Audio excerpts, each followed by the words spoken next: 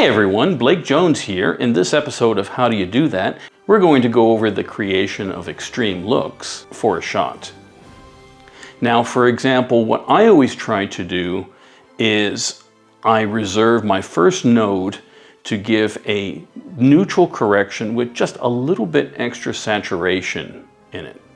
And then what I do is in my second node, I'll create the extreme look that I want to for the shot.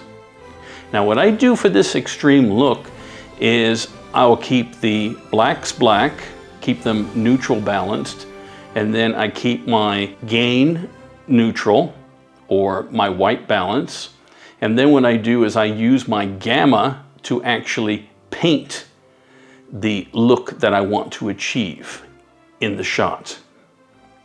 Then, if I want to pull certain colors through that specific look, I can then use a parallel node to bring these through. And I can create as many parallel nodes for separating whichever colors I want to bring through the shot. And these parallel nodes are actually linked to the neutral correction that I have in node number 1. And then this way it allows me to do things like bring flesh tones through, bring through other colors that I want to actually accentuate inside the look that I have created. Now sometimes when I create a very heavy look, for example a warm look for example, and the client really wants to go very warm on a look, eventually you will start running into the situation that the lift area starts to become contaminated. You start to see warmth creeping into the lowlights or the blacks of the picture. So in order to get this out, there's a little trick that you can do, and that is in the color pull down menu of Resolve, there's a preset option there.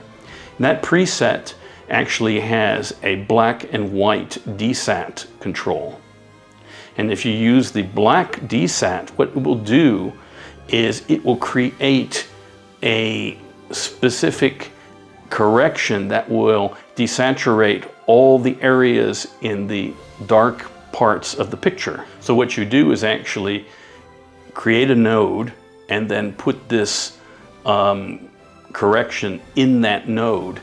And then I usually dial a little bit of saturation back into it because the default for this control is actually saturation at 0. And that looks a little bit unnatural. So if I just dial a little bit of saturation back into the low lights or the black areas of the picture, it will still maintain the warmth overall, and the lift area will still look reasonably neutral there in that part. So this is one way that you can actually achieve an extreme warm look to the picture without having your lift area or black areas too contaminated with red. You can do this, you can utilize this control, for example, if you were going in other directions, whether it's a warm look or a cool look or anything like that, you can use the black or white desat and go through to create this type of look. Now what we're going to do is in the next part of this video, I'm just going to give you a little graphic demonstration of how this actually works. Okay, so what we're going to do now is just do a basic grade, as you can see on this shot. And so that gets us into an area that now we can add our look into a second node. Once we've got that second node in there, we can make as extreme a look as we want to. So as you can see here, I'm just going to go through and make it pretty cold, and this is not normally the type of look that I would normally do. I'm just going to make it quite extreme so you can see what's going on here.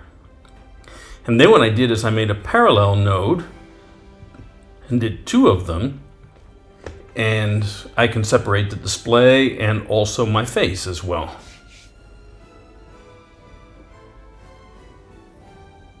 So as you can see, using a qualifier, it was quite easy for me to pick up the display because the parallel nodes are referenced to the full color correction that's done in node number 1. I just want to adjust my qualifier parameters there just to get as good a qualification as possible. And then what I usually do is use the hue, saturation, and luminance qualification, and I'll go back and forth between the different controls until I get it just exactly the way I want them to be. Now once that's actually completed, then I can come out of highlight mode, and then I can apply my color correction using the primary grading controls. Generally, I will use a gamma control for creating my look within that area. Now I want to go over and actually put a correction in my face now. So I have to repeat the process now by doing a qualifier for my face. And as you can see, by utilizing the full color correction that was done in node number 1, it's very easy to go through and separate the facial features then.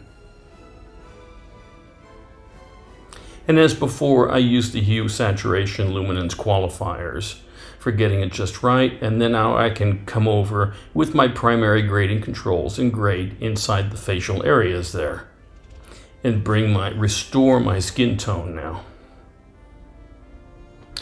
Okay, so once we've done that, now what I want to do now is have a look at using chroma light and chroma dark controls. So I'm going to go through here and just take my ungraded picture, make a primary color correction on it, add a second node. Now this is, like I said before, this is a much more extreme look than I would usually go for. It's just actually to illustrate for you to see exactly how these controls actually function. So as you can see here, I've gone through and made quite a heavy red correction. And give you an interesting story, I actually saw a TV show where obviously somebody was asked to make it a really nice sunny day, and they actually did grade it almost this warm. So this is something to take into consideration, but using chroma light and chroma dark will actually allow you to neutralize the color of the white areas or the luminance or the lift areas or the black areas. You can see that the default for this is actually 0, and so what we do is actually I dial a little bit of color in just to bring some color into the picture so it doesn't look like it goes completely into black and white. I want to make it look natural and make it look like it's going to work there.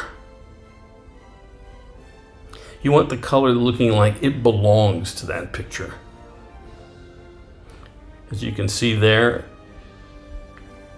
chroma light went totally to black and white, and then I just dialed a little bit in there just to maintain a decent look in the picture.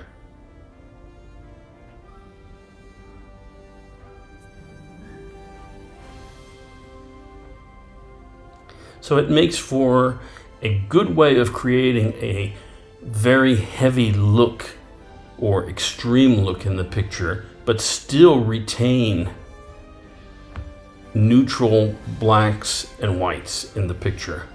And this is something that is always important to achieve. And here you can see bypassing everything and then bringing back in one correction at a time, so you can see exactly what we did here. So there we have it. For more information about training services, have a look in the comments below. Also, don't forget to have a look at my other videos for more tips and tricks. And also think about becoming a Patreon member. There are a lot of great perks there. Don't forget to subscribe so you can be alerted to all the new upcoming videos. And I hope to see you again soon and hope you have a great day. Thanks a lot for watching.